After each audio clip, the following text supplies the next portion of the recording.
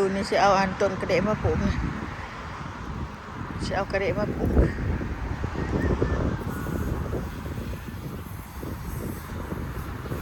มักตัวกระปลูกว่าจะปลูกชนิดคุ้มน้ำตัวแดงปลูกชนิดต่อมานี่จะปลูกตัวแดงใส่อันนั้นบักตัวขาวถั่วเขียวถั่วมี3 สายพันธุ์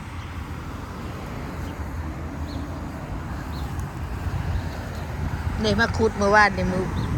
บัดเกิดนะนี่เด็กยายกระเทียมนี่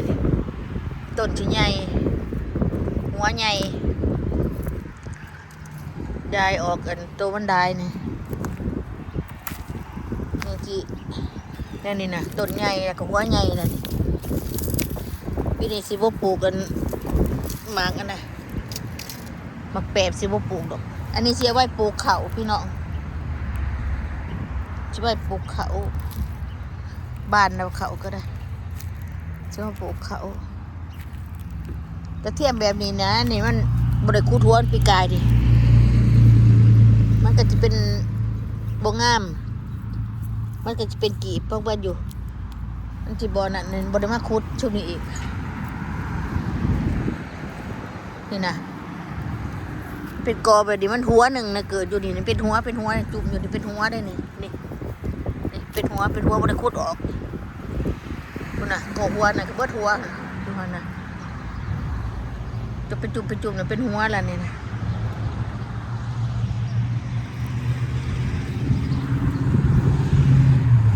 นี่เดี๋ยวมาใหญ่เต็มเบิดนี่แต่ป้าตัวหัวมันบ่อยเบานั่นนี่ก็มาใหญ่บริมาคุดตัวเป็นกอเลยเอามาใหญ่เดี๋ยวเอามาใหญ่บริหดน้ำปลาไปเลยแต่มันกับโอเคอยู่บ่ได้ใหญ่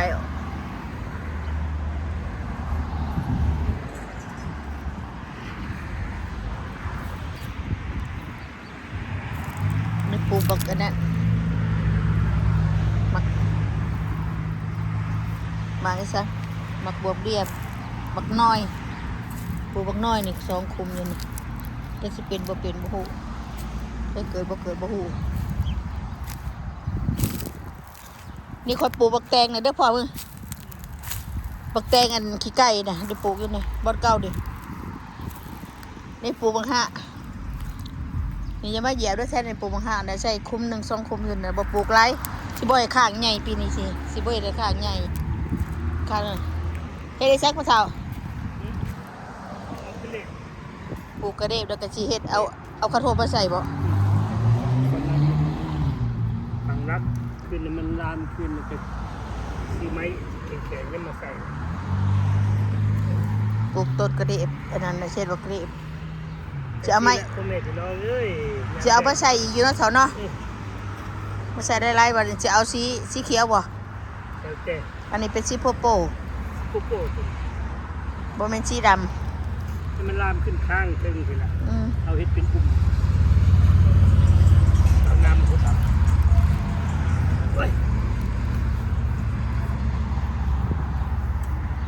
เลิกชวนแต่ตัวนี้สิบ่ได้ปลูกพริกสิปลูกผักกันปอกซอยปลูกปอกซอยใส่กะอะไรเด้กะแล้วนี่เด้กะอยู่นี่มันเป็นไงสิดกเอาเวียไปปลูกใช่ไหมพ่อเฒ่าโพดตัวนี้ในเด้อนี่ปลูกปอกซอยได้ในบ้านน่ะตัวนี้สิปลูกผักบัวอันนี้สิปลูกผักบัวหัว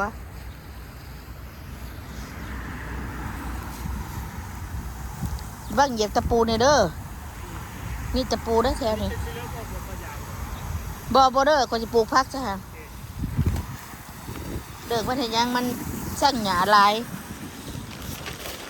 ไปเด็กหญ้าลายนี่นะสิปลูกผักตามมันนี่นะจักบ่ตามหูผักผิดแต่เด่นคุ้มผักพริกนี่ปลูกผักใส่เอาผักบกซอยใส่จะต้นใหญ่ใหญ่ไป มันเป็นเบียร์ซะก่อนพอแล้วจะหดได้น้องใหม่นี่บอกออกได้ปะเบิ้งพอได้พอก่อนโอ้เรียได้นอนนี่กันยาวนะ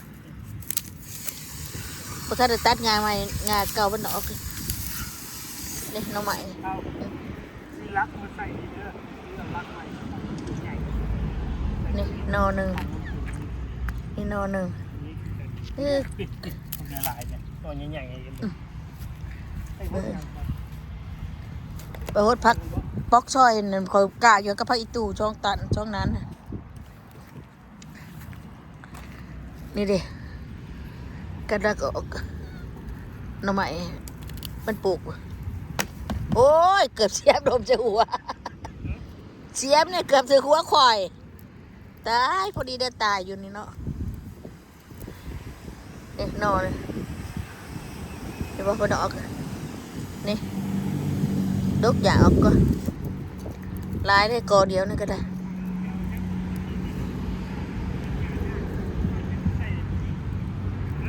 อะพักอีตูพักนางตูนี่นอนยาวกันก็เลยตัดดับเก่ามันออกมันจะออกลายอยู่บนท่าในบ้านนั่นตัวน่ะที่ใบปลูกพักบัวอันบักบัวปักน้อยบักบัวคอยเอาไว้แกงมันเกิดมาแล้วค่อยแกงกินได้บักหะอะไรนี่คุ้มหนึ่งนี่คุ้มหนึ่งหันคุ้มหนึ่งบักหะในมันอยู่นี่เนี่ยคันไปเดินบางนั้นมันลายเลยแต่ว่าคอยยามันบอกออกคอยกับบ้านไว้เห็นปะหลังนี่เด่นน้ำตัวปีนอตัวนอกเอาหดเด้อันบักแตงตัวนั้นนะบักแตงขี้ไก่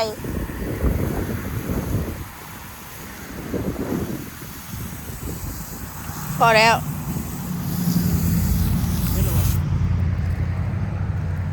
อันนี้แม่นเนี่ยคมบักหะโอ้ยอย่าไปใส่ยังหันบ่บ่ได้หดยังอันนั้นแบบเผาใส่บ่ทันได้ใส่ใบปลูกเขาจังวะบัดเขาพูดฝนตกมามันสิมีนี่มาหดพี่ก่อนบักโอดจ้ะพี่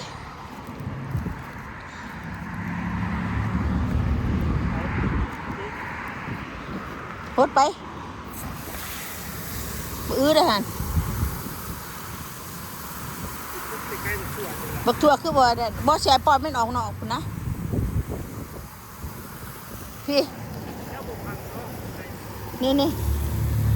พังนอกไอ้ช้างนี่ก็ได้มานี่ปดดีๆในตีเลยฮะ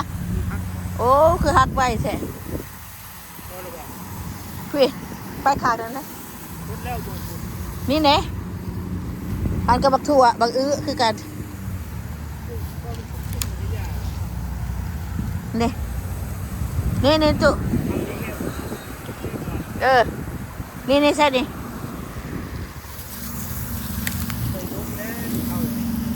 ต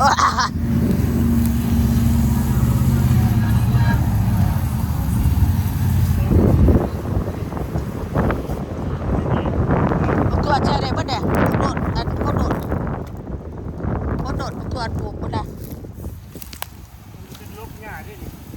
บ่เผาลกเป็นหรอกปดเบิดหาชุดหันพูดหอดเก่าก็ใหม่อยู่ปลูกแล้วบักถั่วขาวบักถั่วเขียวบักถั่วแดงยังไม่ทันได้ลงโอ้ยพอเถาเบิ่งเลยเด้อพักกระเทียมกับปลูกได้นี่เขามันกับป่วยมันกับบิสิได้เนาะ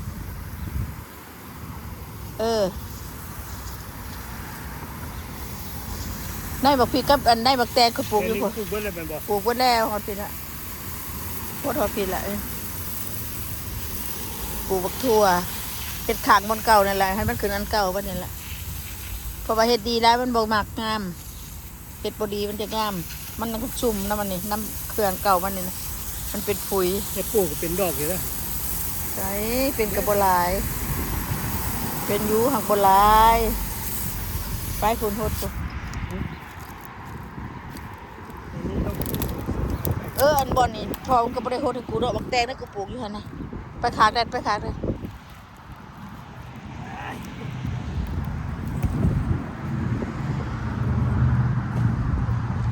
บ้านผักกาดดีเด้ของอันนี้ช่องมันไปในผักอีตูผักปอกซอยนี่เลยครับปลูกบักแตงน่ะแตงพุ่มแตงอันนั้นนะนี่ปลูกบักแตงพุ่มพอแล้วโอ๊ตสารไปทำนิดนึงคือว่าคือปลูกด้วยนะนึงก็หันกระแม่นนะหันตะคุดดินนะแม่นนั่นนี่อันนี้บักแตงข่างนะแตงข่างเด็ดๆในมันนะเปลือกมันนะ2 คุ้มนี่แม่นนะปลูก2 คุ้มนี่มันจะได้ขึ้นนะมัน ตัวอย่างมันจะออกกินมันจะนี่ไง พุ่นไปพุ่นนะเด็ดบักแตงอันนี้สิปลูก2 คุ้มนี่เห็นบ่ได้ขี้ดินนะเห็นบ่คุดขี้ดินกับเบิ้งนะเฮ้ย บ่ได้คุดขี้ดินกับบ่นั่นนะปลูกนั่นแหละปลูกบักแตงโคตรตัวนี้ให้ใน2 คุ้มนี่มักบวบบักน้อย ปลูกหลายจะมึงบวกมึงน้อย โน้บักน้อยหัน2 อันเนี่ยบักดอยเท่านั้นเอง2 น้อย2 คุ้มตัวนี้ได้จะไม่สิเกิดบ่เกิดบ่หูในมันก็บ่อยากสมบูรณ์ปานใดโฮดบ่เด้อพักกระเทียมข่อยนะโฮดแน่เพราะว่าข่อยปลูกข่อยก็จะได้หัวมันได้เนี่ย เทียมมัวไปปลูกผลบุเกิด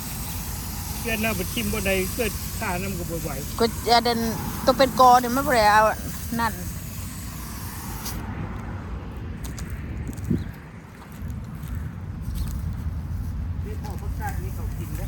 โอ้จะอยากจะก็ไปกินเถอะเอ้ยข่อยบ่อยากต้นบอกผิดปีกายพวกนั้นนี่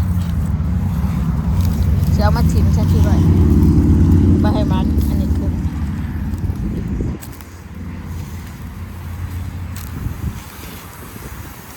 ขาหนามขาพี่ยังบักแตงบักทั่วอยู่นี่ทั่วกับบักชุกกับพี่นะสิบอกวิธีเด้เห็นบอกว่าข่อยคุดขี้ดินนะนี่ก็แมนให้ทานต้นนั้นชุกกับพี่อันเดียคุ้มหนึ่งว่าข่อยคุดดินในแม่นโดดนะนี่สาวพี่คุ้มหนึ่งอันนี้ก็มักทั่วพัดนี่ดิมักทั่วพัดไปจะไม่ขึ้นนี่ทั่วขอดพัดนี่เอามานะชื่อมานะพ่อเพิ่นน่ะก็จะไม่ขึ้นนี่อันนี้เอาไปบ่ได้ปลูกแค่นี้พอละหมดลมแล้วพี่น้องวันนี้อากาศดีบ่เด้ออากาศดีพี่น้องเลยคนนะอันนี้เด็ดมาล้างพี่จะเป็นลงให้นะ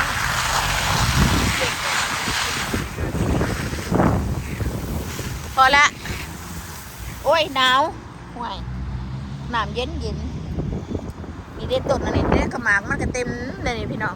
อันหมากดำๆเนี่ยหมากอันแบล็คเบอร์ดี้เนี่ย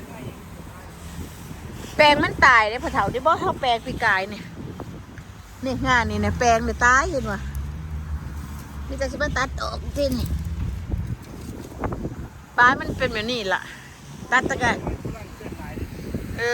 จะเอามาปลูกอีกอยู่จะมาปลูกอีกอยู่พอเถาชื่อมาปลูกอีกนี่ตัดแต่ตัวตายนี่ถิ่มโตนี่มันป้าไปเป็นเนี่ยเด้อพอเถามันกินเบิดแล้วตัดทิมมันปลูกขึ้นใหม่บ่ก็ว่าฉันแหละให้มันปลูกหยอดใหม่บ่นั่นได้เห็นบ่ต้นนี้นะต้นใหม่มันนี่นะมันเกิดขึ้นใหม่หากเลยได้บอกเอาขึ้นข้างนี่ตายเบิดนี่นะบ่ยัง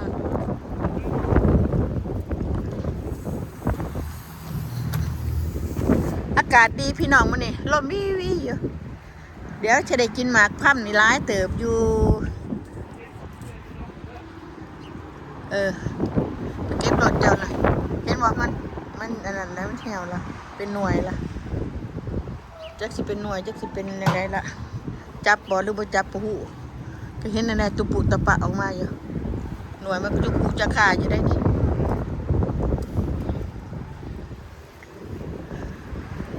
มักพั่มมันนี่นะหวานนะพี่น้องอันนี้นะ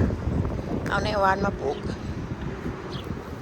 เอาแนวสมหน่วยใหญ่เท่าปั่นนี่โอ้ลายนี้เขาจับบนนี่ฟ้าตัวกินไปบอดบอยภาษากระเดียบสีดำมาปลูกสีดำบริษัทสีเขียวมาปลูกมันเป็นช่องชาแบบ โอ้ลมแห้งอีดีพี่น้องมื้อนี้ลมจนหนาวกระดาษบ่ฮ้อนกันจนหนาววันเย็นได้ยามแดงมากก็เจ้าก็แล่นโดดบุญบัดนี่ได้ออกหน่วยนะพี่น้องนี่บ่พี่น้องนี่หน่วยมันพี่น้องเห็นอยู่บ่เด้อเป็นหน่วยเลยนี่พี่น้องเป็นหน่วยนะเป็นหน่วยละจุกูจะกล่าวออกมาละนี่เห็นมืออยู่ว่าพี่น้องบ่เห็นเนาะพี่น้องบ่เห็นมือซ้ำนี่เบิ่งใส่เบิ่งแจ้งเป็นหน่วยหลายพี่น้องอันนี้นี่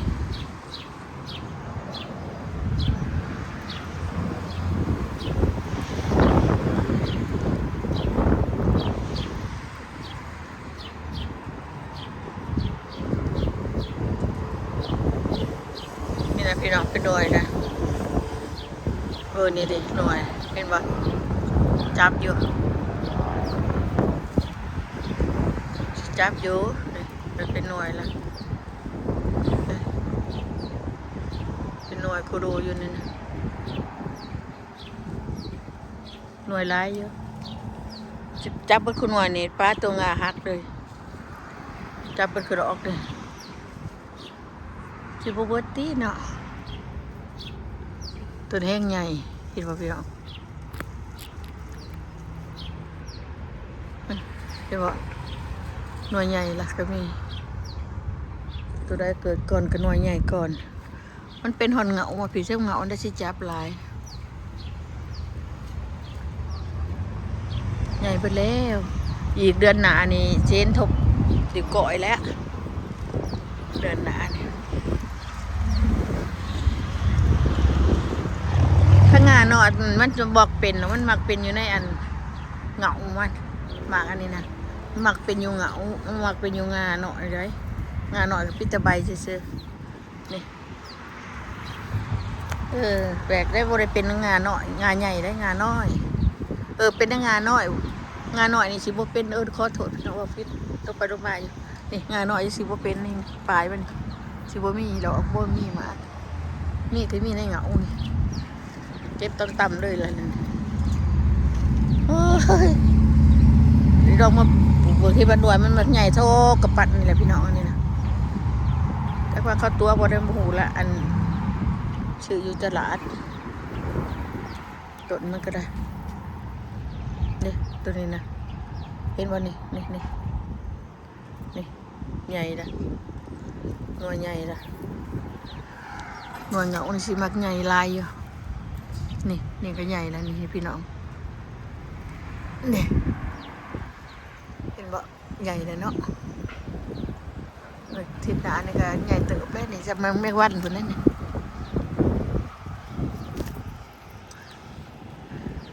ทิศหน้านี่หน่วยใหญ่นะโอ้ยลมอีดีพี่น้องโอ้บอกมันบ่คนอันนี้เอาเนาะผักหอมเอาเลย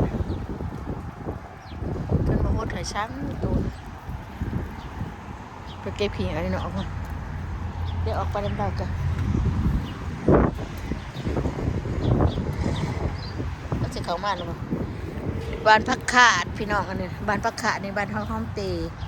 เบิ่งเรียกปีกข่อยเดี๋ยวบ่ทันเกิดได้ออกแล้วเนาะเรียกบักเขืออันนี้นะบักพริกก็ออกอยู่นะบักเขือออกเพื่อสิออกเนี่ยเดือนนี้สิได้ปลูกละเดือนไหนก็ยาดอกคะแนนมันออกมาปลูก ด้เขาปลูกผักบกได้เขาคอยว่านี่บ่แม่นอิหยังมากินเบิดทั้งวันแตกดอกบ่ล่ะแตกแล้วพี่น้องเป็นปากเกิดจิบเลยได้นี่ปอกเขาดิบประวานเฮ้ยฮะ What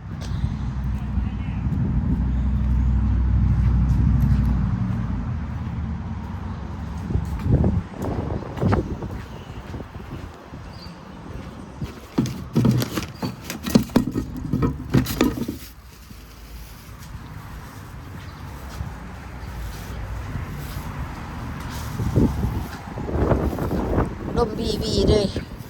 โอ้สะออนมันนี่อากาศดีดี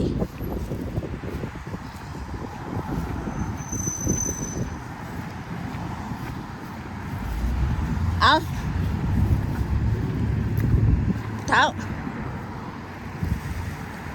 เก็บอีกยัง เข้าที่เป็นตัดเขา เอา ติดจับตายเขารอด ถึงนู้นไงเด้ เขาคือไปติด กระต่ายแท้แล้วตีนแขวมีกระต้นมักพีดหลอกมันต้นปีกายเบี้ยปีกายปีก่อนหนึ่งถ้ากันละปีหนึ่งวันดิ2 ปีก็เอาว่าทหาร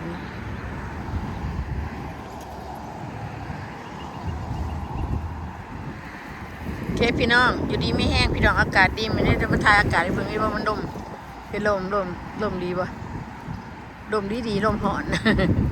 อากาศพัดมาจะใส่บูละหอนโอเคพี่น้องอยู่ดีไม่แห้งบาย